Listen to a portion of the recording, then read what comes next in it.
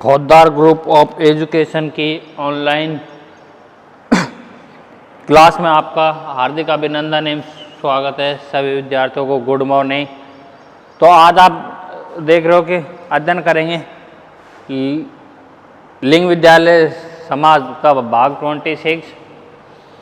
तो इसके अंतर्गत अपना प्रकरण चल रहा है विविध समयों में जेंडर, अनेक समयों में जेंडर को किस उससे भारतीय जो समय है उसको अलग अलग भागों में बांटा गया है जेंडर के मुताबिक। वैदिक काल फर्स्ट नंबर था। वैदिक काल जो वैदिक सभ्यता का जो समय रहा है उसको 1 ईसा पूर्व से 1000 ईसा पूर्व तक का। उसके बाद बौद्ध काल, क्योंकि ईसा के जन्म के बाद महात्मा बुद्ध का जन्म हो गया था, कुछ समय पहले तो बौद्ध काल चला था 300 सालों तक के करीब। इसके बाद अगला आता है मध्यकाल।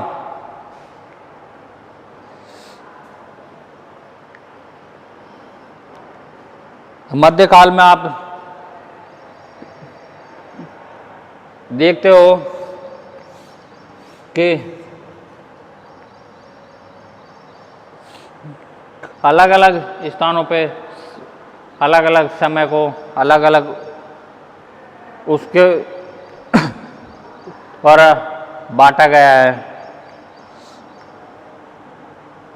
मध्यकाल में जेंडर को स्त्री एवं जेंट्स को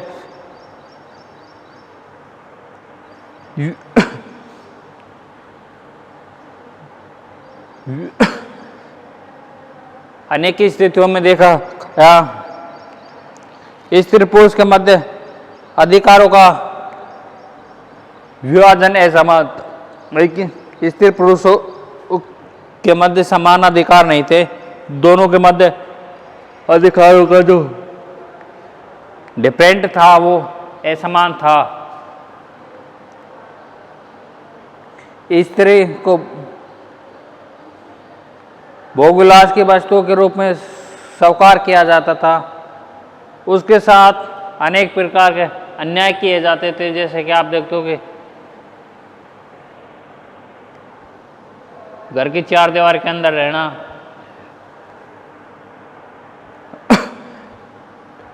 पर्दा प्रथा, स्त्रियों के लिए कोई शिक्षा नहीं थी। कोई उच्च वर्ग के अच्छे घर परिवार से या अच्छे घर या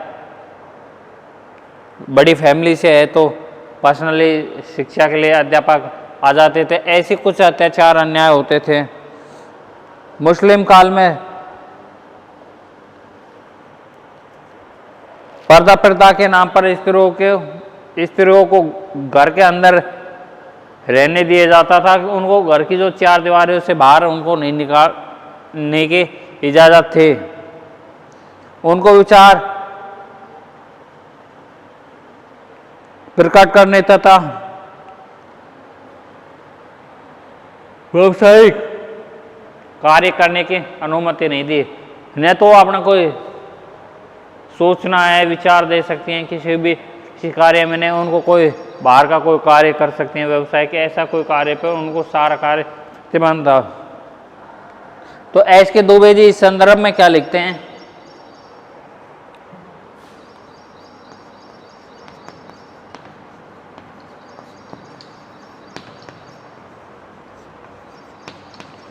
एस के दुबे के शब्दों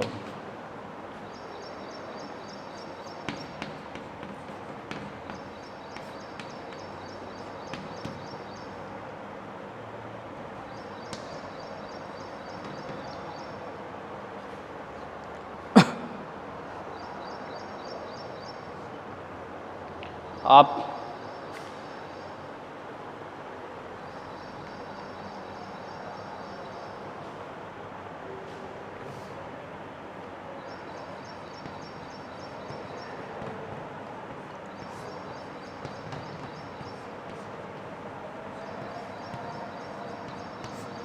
रूस के मध्य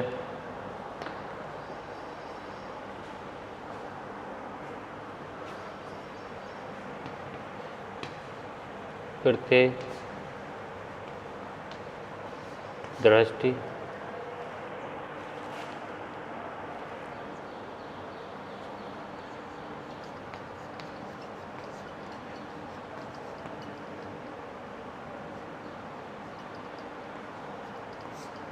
पे था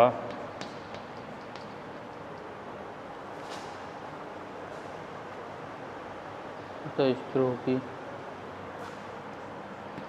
तथा स्त्रियों की दयनीय दशा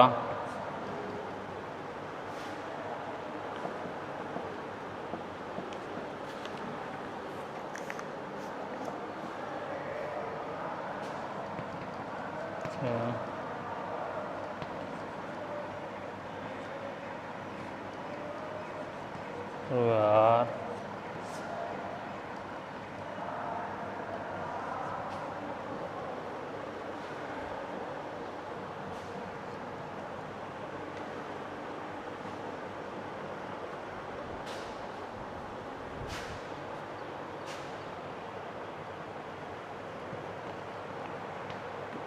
दुर्व्यवहार के लिए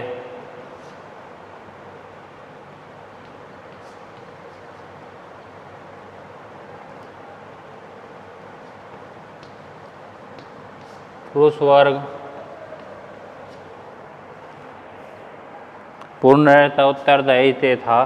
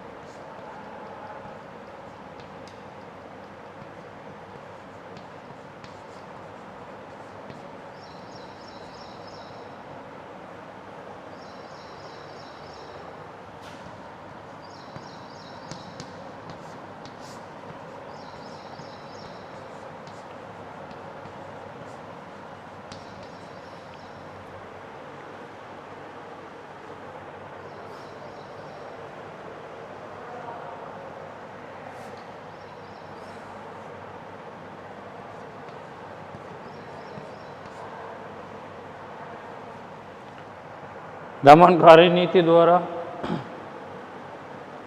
स्त्रियों का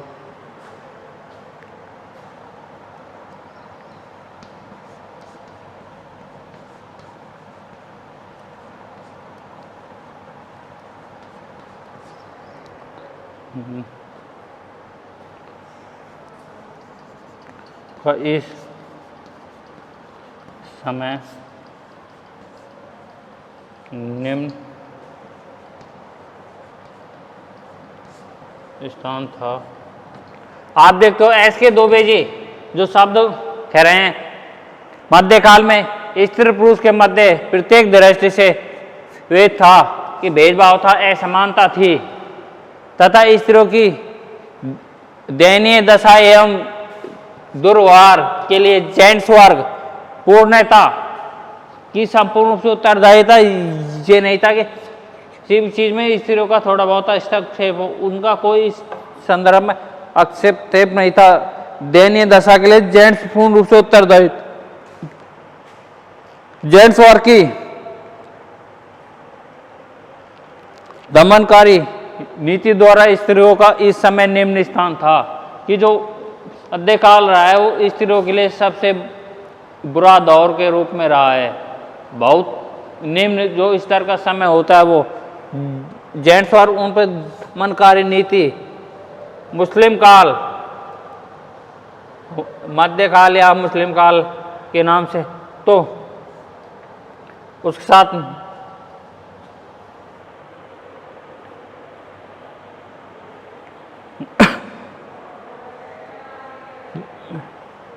मुगल वंश का जो शासनकाल रहा है उसमें स्त्रियों की स्थिति दयनीय रही है। ऐसा नहीं है कि उनमें स्त्रियों की स्थिति अच्छी है। तो आप देखते हो कि जो मध्यकाल है उसमें स्त्रियों की स्थिति कोई इतनी सामान्य भी नहीं है, और अच्छी तो हम लोग कह ही नहीं सकते कि बहुत निम्न रहा है। जितने भी जो समय रहा है उसमें सबसे निम्न रहा है।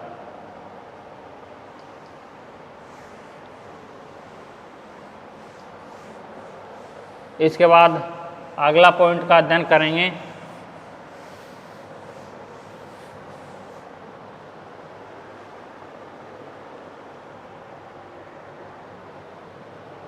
ब्रिटिश काल में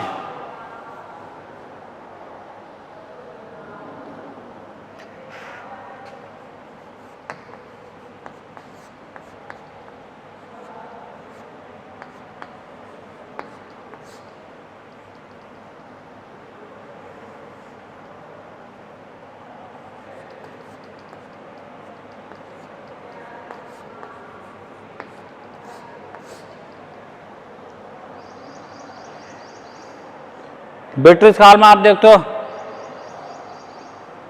अंग्रेजों के राज में स्त्रियों की दशा में कुछ सुधार आया था, लेकिन इतना ज़्यादा सुधार भी नहीं आया था जिससे कि स्त्रियां अपने आप को संपूर्ण रूप से सुरक्षित महसूस करें या उनका जो भी कार्य था।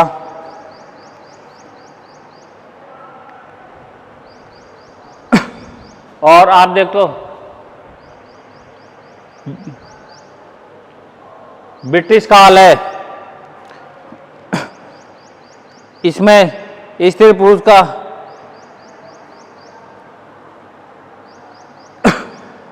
जेंडर के मध्य विभाजन था,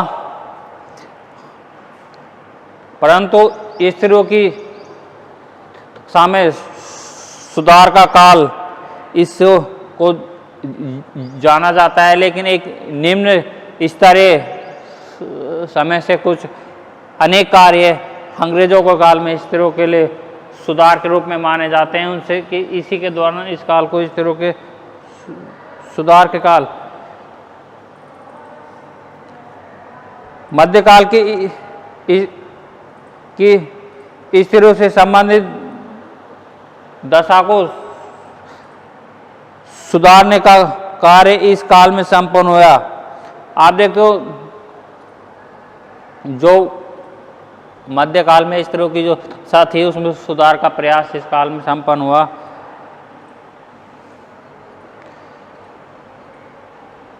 ब्रिटिश प्रशासक स्त्री एवं जेंट्स को समान अधिकारों के पक्ष में किया। आप देखते हो कि आज हम जो कर रहे हैं कि समान पद के लिए समान योग्यता, समान वेतन, समान हो चाहे स्त्री हो चाहे पुरुष हो, दोनों के लिए समान अधिकार। तो उसी चीज़ को अंग्रेजों के समय में कहा कि स्त्री पुरुष के जो अधिकार हैं वो समान रूप से चाहिए, उनको जो अधिकारी हैं वो भी समान क्षमता वाले चाहिए। इस प्रकार ब्रिटिश काल को स्त्री पुरुष की समानता के साथ सर्वोत्तम माना जाता है कि जो एक देखने का जरिया था अपना, एक स्त्री और पुरुष को दोनों को समान रूप से देखा जा सकता था, इसलिए उसको सर्वोत्तम माना जाता है। इसमें सती प्रथा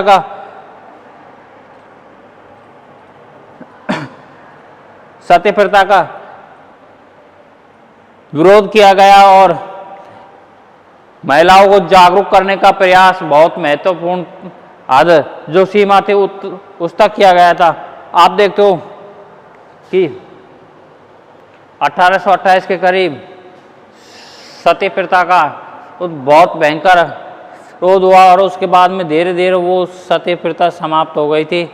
आप इस चीज़ को देखते हो कुछ और भी जो स्त्रियों के काल में स्त्रियों को जबरदस्ती या अपनी मर्जी से तब उनका पति एक्सपायर हो जाता था, जो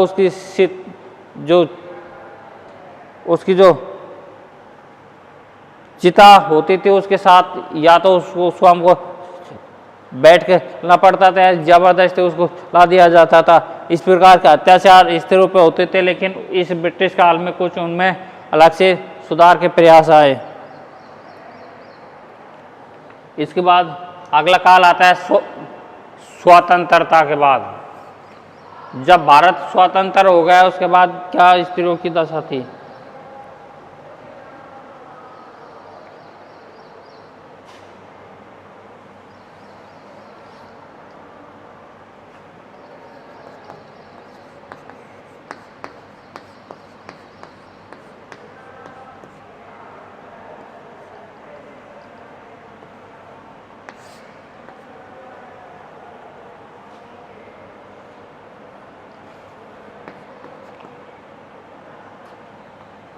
के बाद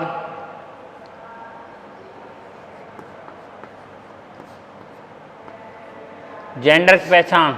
आप देखो जब भारत स्वतंत्र हो गया तो हमारे भारत देश की स्त्रियों की स्थिति कैसी थी, उनकी सम्मानजनक की स्थिति में पहुंचा नहीं पहुंचे, क्या उन्होंने हमें सुधार की आवश्यकता है, क्या हमने सुधार किए क्या नहीं किए, इन सब चीज़ों का हमें आवश्यकता के अनुरूप जिस अनुरूप हमें आवश्यकता पड़ती गई हम उस हिसाब से कार्य करते गए।